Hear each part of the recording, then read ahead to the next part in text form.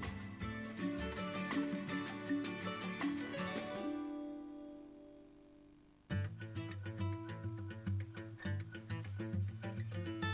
Alors, si un étranger voudrait venir s'installer ici, s'acheter une maison, venir vivre ici, c'est possible? C'est pas possible parce qu'il n'est pas d'origine d'ici. Seulement s'il est marié avec une dame berbère, c'est-à-dire. Ah, êtes-vous marié? Non. Moi non plus. Bonjour. Hamad. Mohamed. Je suis désolé, mon arabe Khalil Chouya. قليل شوية ما قال لك من نجم. Shukran. Merci beaucoup de nous accueillir dans votre huilerie. Oui.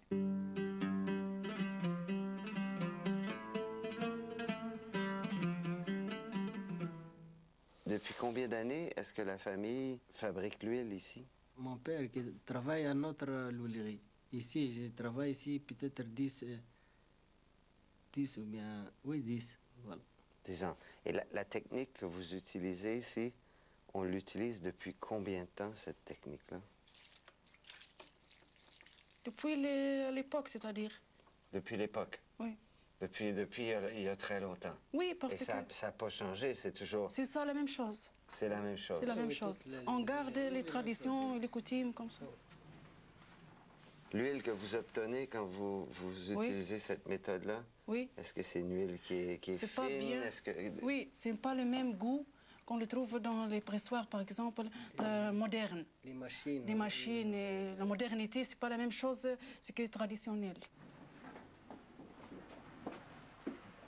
Et le chameau, j'ai remarqué qu'il avait les yeux bandés, c'est pour pas qu'il soit étourdi? Oui. Sauf pour ses yeux, c'est-à-dire la vertige de ses yeux. D'accord. Le vertige de ses yeux, c'est beau.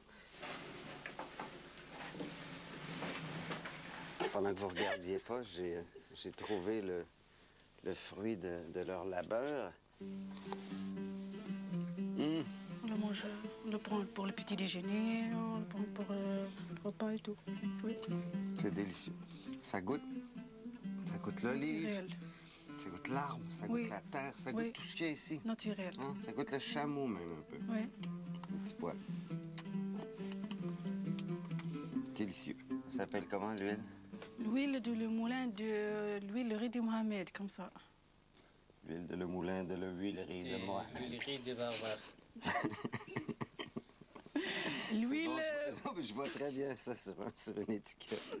Je me moque pas de vous là-dessus. Non, c'est l'huile traditionnelle de Mohamed, c'est-à-dire que se produise dans le moulin de l'huilerie au vieux village. Oui.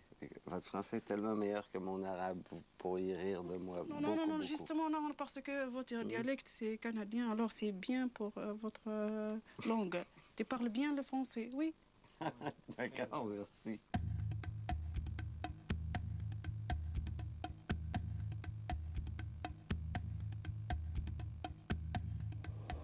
À Matmata, les habitations troglodytiques ont été creusées à même la roche calcaire dans la montagne.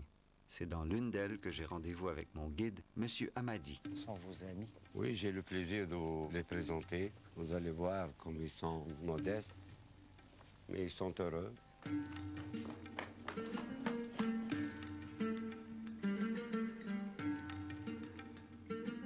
ne peux pas m'empêcher de remarquer l'espace dans lequel on est.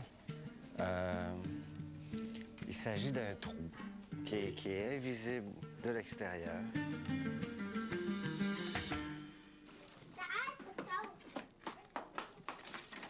Là, ce style-là, ça date de l'époque de la préhistoire, il n'y a pas de doute. Parce que l'homme avait toujours existé ici. Il y a un élément du monde moderne qui ne s'est pas rendu encore ici, c'est l'électricité. Ils en ont pas? Oui, vous savez, c'est une question de tradition. C'est par respect aux grands-parents. Quand ils étaient nés dans ces grottes, ils n'étaient pas habitués à l'électricité moderne. Les grands-parents sont vivants, on ne peut pas se déplacer. Il faut attendre qu'ils finissent leur jour. C'est par respect. Quitter ce bitement sans raison, l'habitation, ils se sentent à l'aise. Pour eux, ça peut porter malheur. C'est le pain cuit de façon berbère. Oui. Les Arabes font autant, mais les Arabes préfèrent le blé. Eux, c'est l'orge. La façon dont elle s'y prend, elle colle la elle pâte colle sur la paroi.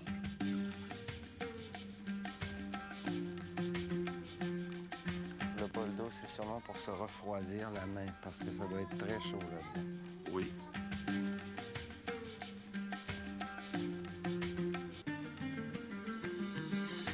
On pourrait goûter?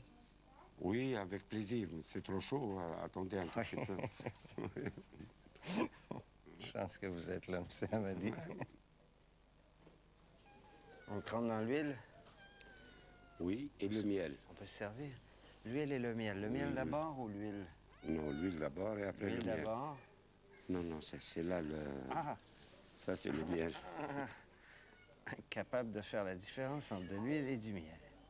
Un peu d'huile. Ensuite de l'huile. Cela veut dire la bienvenue.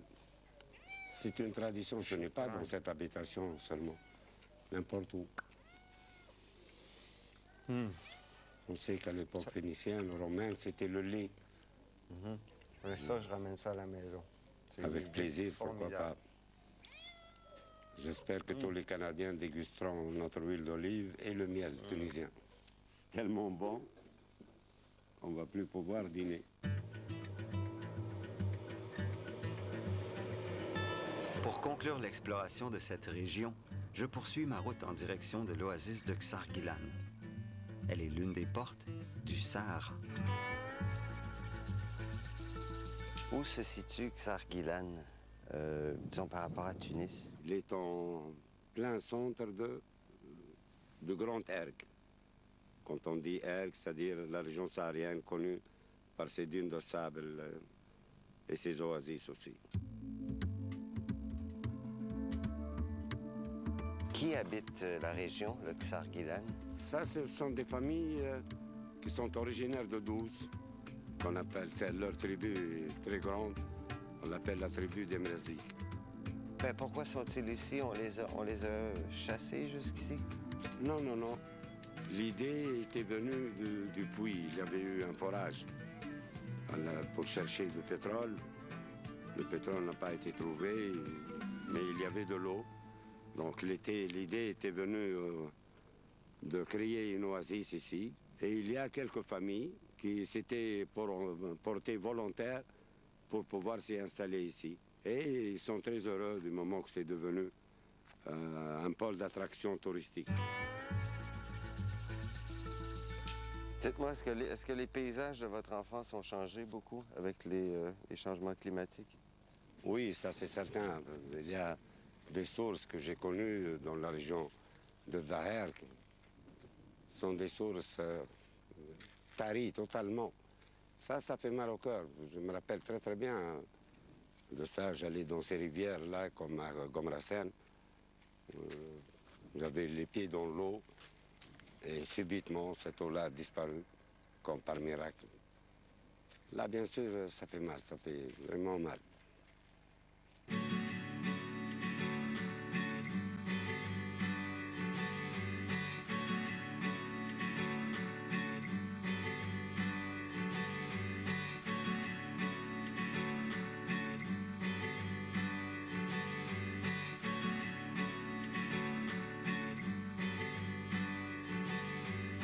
Bonjour.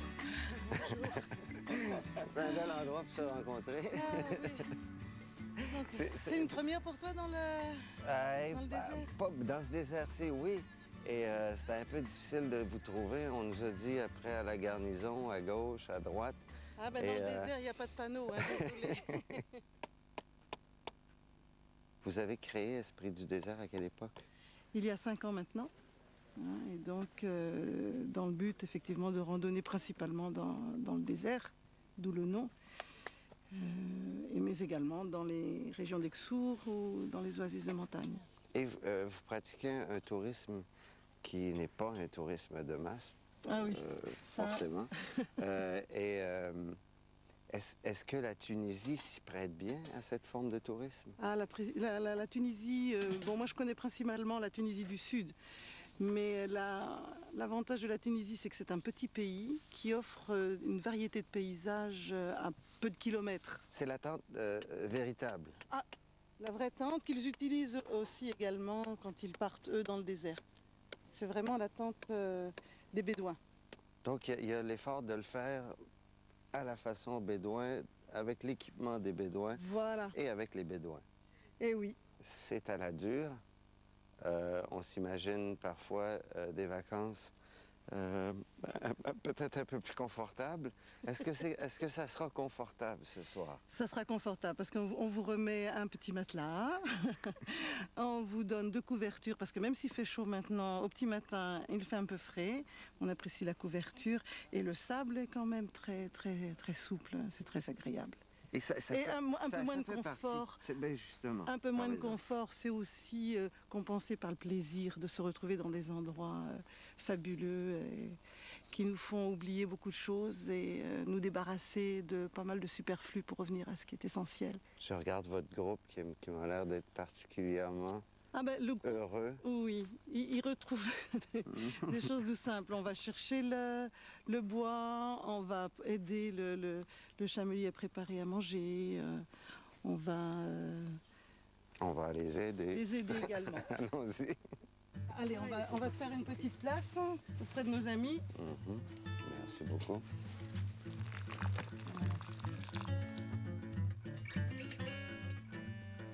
Ça fait partie du plaisir. Ça fait partie du plaisir de se préparer à manger, de faire les choses avec le chamelier. On est là tous ensemble. En plus, ça rapproche les gens. Faire ce genre de choses, ça a l'air un peu simple comme ça, mais finalement, on est là, on discute. C'est pas un travail pénible quand même. Et on discute. Ça permet de créer du lien, quoi. Moi, je trouve ça intéressant. Un petit peu l'impression de participer à une vie nomade. C'est vrai, exactement. Ouais, c'est juste.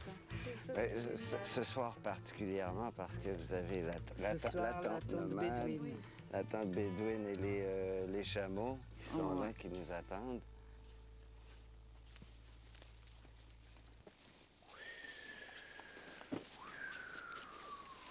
Alors, dans l'angle, on va faire comment? Wow, là, t'as l'impression de... Wow. À Brooke, vous amenez souvent les touristes dans le désert? Oui. Oui. Ils aiment ça, les touristes, venir avec vous dans le désert? C'est bon?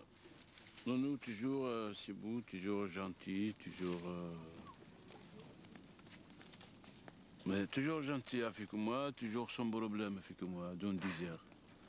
C'est moi qui connais bien le désert, je connais le bruit dans le désert, Borloo, connais quelle sauce dans le désert, connais tout le désert.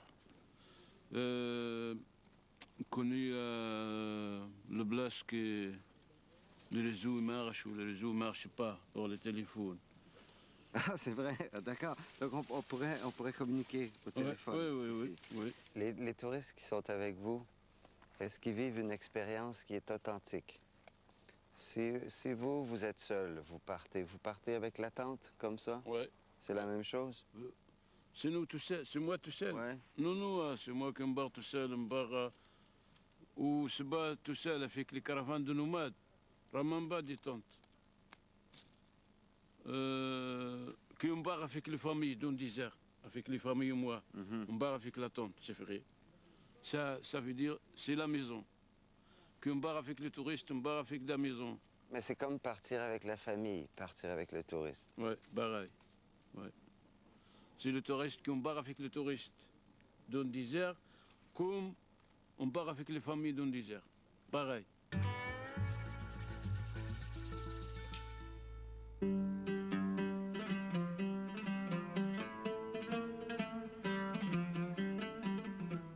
Vous connaissez bien Dromadaire, vous? Ah oui, j'ai vécu avec, alors. Racontez-moi quelque chose que je ne sais pas sur le dromadaire. Par exemple, je ne sais pas. Je sais pas. C'est pas le dromadaire, c'est un animal intelligent. Si vous l'habituez à une route il la garde en mémoire. Il est vrai que, paraît-il, les contrebandiers les avaient utilisés pour passer les frontières sans coup férir, sans risque. Et sans cavalier. Et sans cavalier. Oui, il les chargeait d'un endroit bien précis pour revenir au bercail par la suite. Et on parle d'une route de combien de kilomètres? Ça peut être même 1500 km. Oh. La distance importe peu pour le dromadaire. Mais c'est des bêtes tranquilles. Ils sont tranquilles, mais il y a des moments où ils s'énervent. Par exemple, à l'occasion du rut. Quand ils cherchent la femelle et ainsi de suite, il peut être méchant. Et si on maltraite notre dromadaire, est-ce qu'il Là, c'est est risqué, rancunier? il est rancunier, très rancunier. C'est vrai, quand on lui fait mal, c'est arrivé plusieurs fois. Celui qui a fait mal, généralement, peut-être c'est son chamelier, son propriétaire ou le berger. Profitant de son sommeil, il se lève tranquillement, calmement. Par la suite, il avance jusqu'à ce qu'il est juste à côté de la personne visée. Il ouvre ses jambes, il les écarte et par la suite, il tombe juste dessus. Donc il l'écrase. Il s'assoit dessus. Ah oui, oui. Ah oui. Excusez-moi, c'est pas drôle, là, mais je viens de voir la scène. Il faut voir le ventre du dromadaire. Il a une sorte de plateforme là qui est rigide. Rigide, très dure. Là, ça peut écraser une dizaine de personnes en même temps. Ça va pas être en train de rire. Les côtes humaines ne sont pas vraiment résistantes. Hein.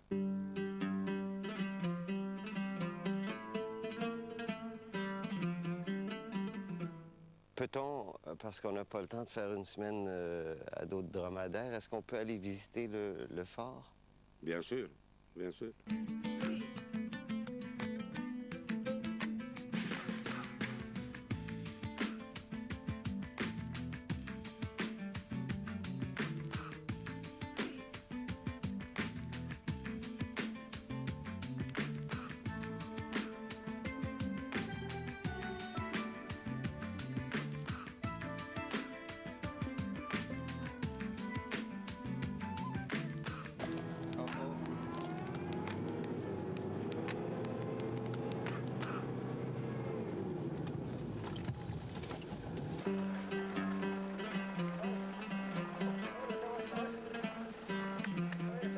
Le dromadaire aurait peut-être été plus utile que le camion.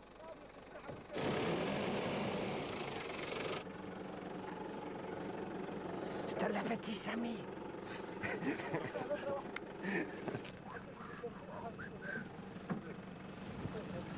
Go, Tarek, go. Go, go, Tarek, go.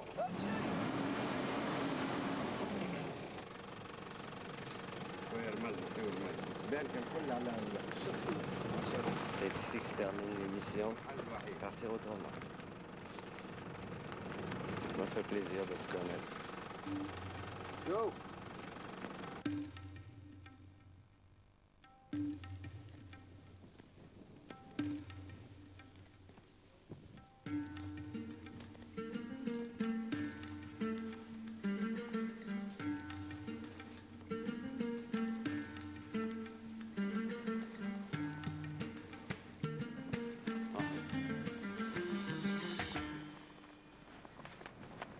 On n'y arrivera pas. C'est difficile, mais on y arrivera.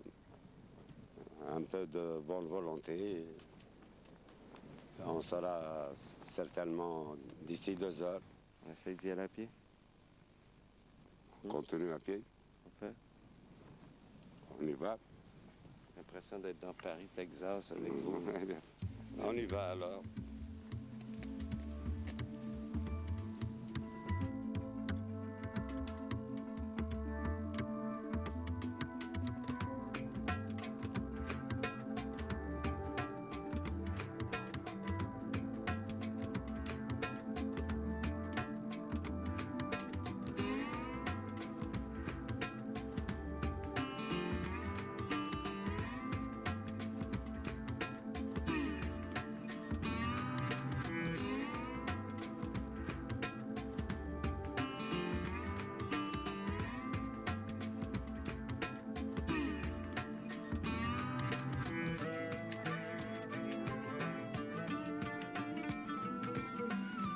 l'Office national du tourisme tunisien, fier partenaire de Partir autrement.